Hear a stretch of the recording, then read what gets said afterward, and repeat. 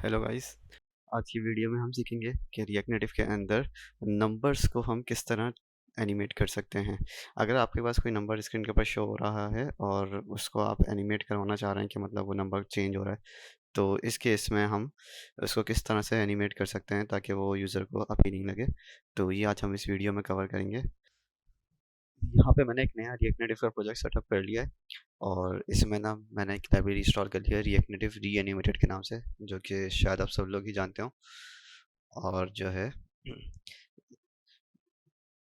इसके ऊपर मैं जो भी इनका बॉयलर प्लेट है वो डिलीट कर देता हूँ और एक नया रिएक्ट नेटिव का कंपोनेंट रिटर्न कर देते हैं। यहाँ पे सिंपल रिएक्ट नेटिव कंपोनेंट मैं यहाँ पे बना के एक रिटर्न कर दिया है, जैसा कि आप स्क्रीन पे देख सकते हैं कि इसमें छोटा सा ऐप नज़र आ रहा है लिखा हुआ ऊपर। तो यहाँ पे कंपोनेंट में थोड़ी सी स्टाइलिंग ऐड कर देते हैं। स्टाइल शीट, ओके थोड़ी सी गलत हो गया है, स्टाइल शीट डॉट क्रिएट, ताकि एटलीस्ट हमारे कंपोनेंट जो भी स्क्रीन के ऊपर रेंडर हो रहा है वो हमें थोड़ा सा नज़र आए कि वो किस जगह पे स्क्रीन के ऊपर आ रहा है। Flex 1, justify content center, align items center, ठीक है। और ये हम अपने मेन कंपोनेंट को ये देते हैं styles dot container, that's it. So अब हम अपने पास रिएक्ट नेटिव री एनिमेटेड की लाइब्रेरी इंपोर्ट कर लेते हैं यहाँ पे।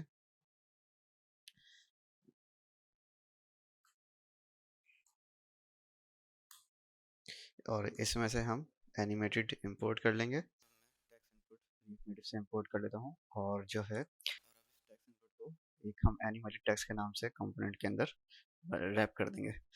ये जो है आपको एनिमेटेड जो लाइब्रेरी है रिएक्ट नेटिव री एनिमेटेड की, उसमें से री एनिमेटेड के अंदर में से animated dot create animate component के नाम से एक फंक्शन मिल जाता है। ये आपका एक कंपोनेंट लेता है, कोई भी जो आप इसको कंपोनेंट देना चाहें, टैक्स देना चाहें, बटन देना चाहें, कुछ भी टैक्स जो भी कंपोनेंट आप यहाँ पे देंगे उसको एक एनिमेटेड कंपोनेंट के अंदर चेंज कर देता है। उसको उसके ऊपर जो है ना एनिमेटेड की कुछ लाइब्रेरी कुछ प्रॉपर्टीज उसके अंदर मजीद ऐड कर देता है। तो अब मैं यहाँ पे एनिमेटेड टेक्स्ट को यहाँ पे रेंडर करूँगा। तो इस कंपोनेंट में थोड़ा सा स्टाइल सेट कर देता हूँ, स्टाइल इज इक्वल्स टू, और यहाँ पे इसके अंदर हम कहते हैं टेक्स्ट, और इसमें फॉन्ट साइज थोड़ा सा इसका बढ़ा देते हैं, फॉन्ट साइज 16, और align text align, sorry text align इसको भी हम कर देते हैं सेंटर, ठीक है। तो और यहाँ पे मैं स्टाइल से टेक्स्ट इसको यहाँ पे दे देता हूँ। अब हम यहाँ पे रिएक्ट नेटिव री एनिमेटेड में से यूज शेयर्ड वैल्यू का जो हुक है वो इंपोर्ट कर लेंगे। यूज शेयर्ड वैल्यू का हुक क्या करता है? यूज शेयर्ड वैल्यू का हुक का मकसद ये होता है कि जो भी आप इसके अंदर वैल्यू देंगे उसका वो एक रेफरेंस क्रिएट कर देता है जावास्क्रिप्ट के पास, और वही रेफरेंस फिर मतलब वो जो रेफरेंस जो क्रिएट किया है उसमें जो वैल्यू है वो फिर आपको बाद में रिएक्ट नेटिव में जो वर्कलेट्स होती हैं उनके अंदर यूज़ हो सकता है। तो ये एक समझ लें एक तरह की बाइंडिंग करता है जो भी आपकी जो भी आप इसमें ना वैल्यू पास कर रहे हो उसका जावास्क्रिप्ट में इसका रेफरेंस क्रिएट किया, और वो ही जो वैल्यू है वो फिर आपके वर्कलेट्स में यूज़ होती है। वर्कलेट जो है वो रिएक्ट नेटिव री एनिमेटेड में से ही मिलता है। इनकी इम्प्लीमेंटेशन आप इनकी वेबसाइट पे देख सकते हैं कि वर्कलेट किस तरह काम कर सकते हैं। अब मैं यहाँ पे एक कांस्टेंट क्रिएट करता हूँ एनिमेटेड टेक्स्ट वैल्यू के नाम से, और इसमें मैं यूज शेयर्ड वैल्यू यूज़ करते हुए इसमें ज़ीरो वैल्यू पास कर देता हूँ। अब ये क्या हो गया, ये जो हमारा एनिमेटेड टेक्स्ट वैल्यू है इसके अंदर ये ज़ीरो वैल्यू जो है उसका एक रेफरेंस क्रिएट हो जाएगा जावास्क्रिप्ट के साइड पे, और ये फिर हम अपनी एनिमेशंस में यूज़ कर सकते हैं। यहाँ पे मैं एक और रिएक्ट नेटिव री एनिमेटेड में से हुक इंपोर्ट करूँगा जो कि है यूज़ ड्राइव्ड वैल्यू।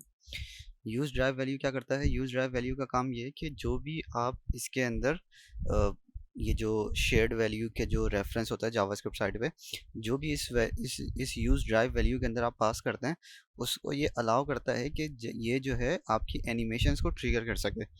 जब मतलब जब भी आपकी इन वैल्यू में जो भी यूज़ शेयर्ड वैल्यू के अंदर जो भी वैल्यू दी है इसके अंदर जब भी चेंज आएगा तो ये आपको अलाउ करेगा कि आपकी एनिमेशंस ट्रिगर हों, वरना आपको इसको अगर आप डायरेक्ट किसी भी जगह इसको पास कर देंगे इसकी वैल्यू तो इससे कुछ भी चेंज नहीं आएगा।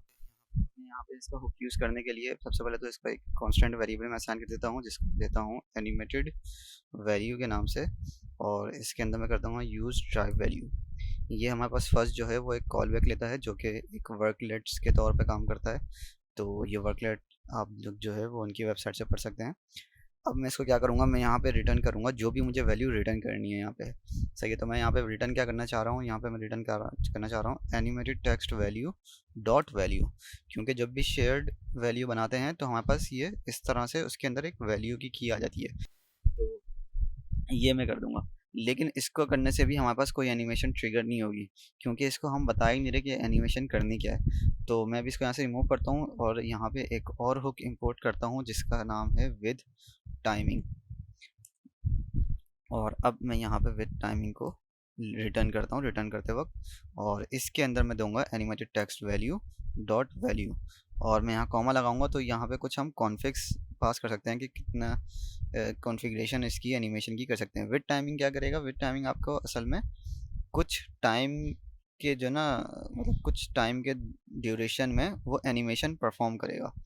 तो मैं यहाँ से कहता हूँ जैसे ड्यूरेशन आप ले लो कि मैंने कहा यहाँ पे 3000, 3000 मतलब 3 सेकंड हो गए यहाँ पे जो है ना मिली सेकंड्स में काम चलता है।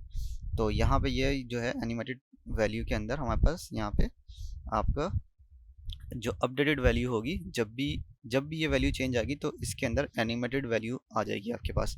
मतलब अब मुझे ये एनिमेशन शो करनी है और जो है ना 3 सेकंड्स के अंदर ये एनिमेशन इसके अंदर मुझे करनी है।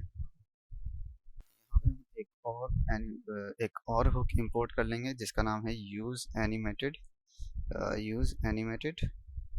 प्रॉप्स के नाम से। अच्छा, ये क्या करेगा, ये यूज़ एनिमेटेड प्रॉप्स क्या करता है, ये हमारी नेटिव प्रॉप्स जो होती है ना उनको चेंज करने के लिए यूज़ किया जाता है। ये मतलब नेटिव प्रॉप्स मतलब जैसे ये टेक्स्ट इनपुट है, इसके अंदर एक नेटिव प्रॉप होती है, जैसे इसकी वैल्यू हो गई। जब भी कोई टेक्स्ट इनपुट में आप कुछ लिखते हैं तो उसके अंदर आपको एक वैल्यू सेट की जाती है कि यार ये वैल्यू है। तो जो वैल्यू है वो इसकी एक नेटिव प्रॉप है।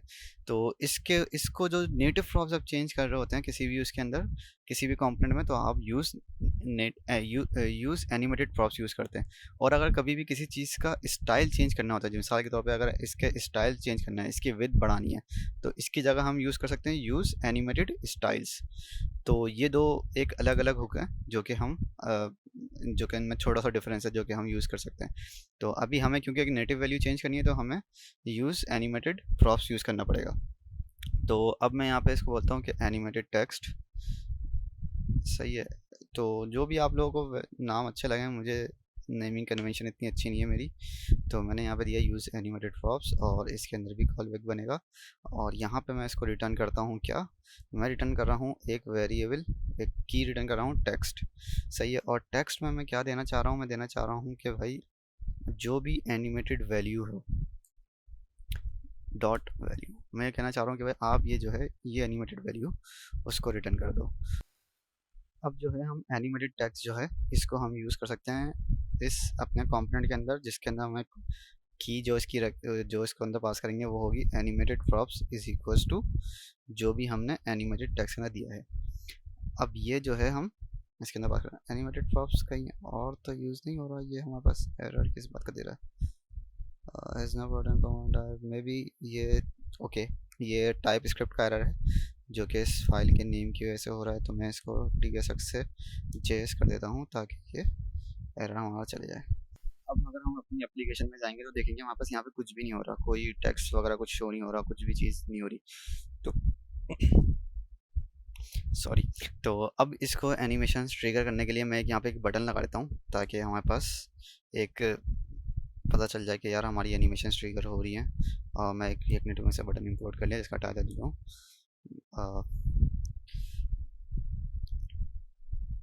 टाइटल आ जाएगा कि start animation,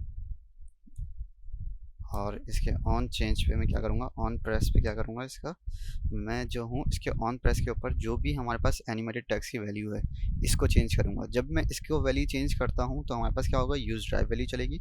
use drive value क्या करेगा, जो भी देखेगा भाई यार अपनी ये वैल्यू चेंज हुई है ना, तो वो इसके हिसाब से एक एनिमेशन क्रिएट कर देगा। और एनिमेटेड वैल्यू कहाँ जाएगी, यूज़ एनिमेटेड प्रॉप्स के अंदर। यूज़ एनिमेटेड प्रॉप्स के अंदर जो वैल्यू आएगी वो बोलेगा भाई जो मुझे एक नेटिव प्रॉप चेंज करनी है जिसका नाम है जो कि प्रॉपर्टी का नाम है टेक्स्ट। तो वो जो टेक्स्ट है वो उठ के क्या आएगा हमारे पास एनिमेटेड प्रॉप्स के अंदर, इस तरह से यहाँ पे आ जाएगा। तो मैं यहाँ पे एक मैथ से जो है एक रैंडम वैल्यू इसको असाइन करता हूँ एनिमेटेड टेक्स्ट की वैल्यू को।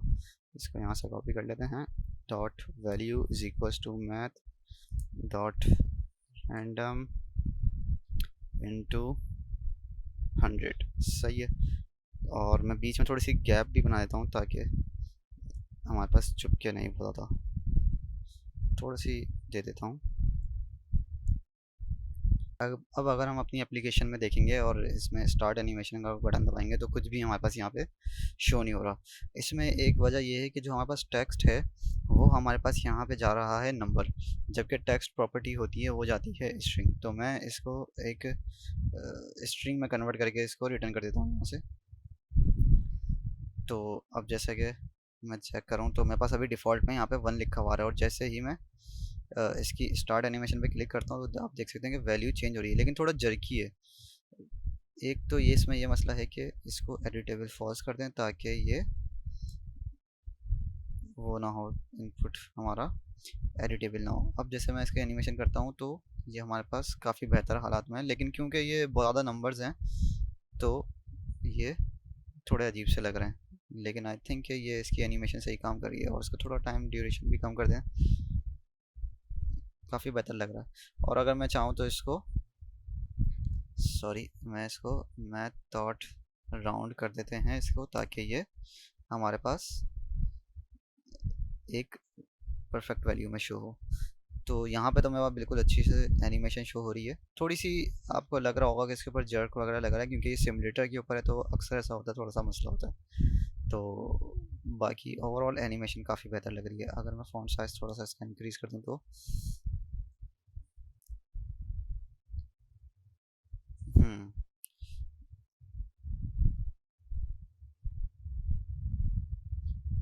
ओके। सो इसको अब हम एंड्रॉयड पे भी चला के देख लेते हैं।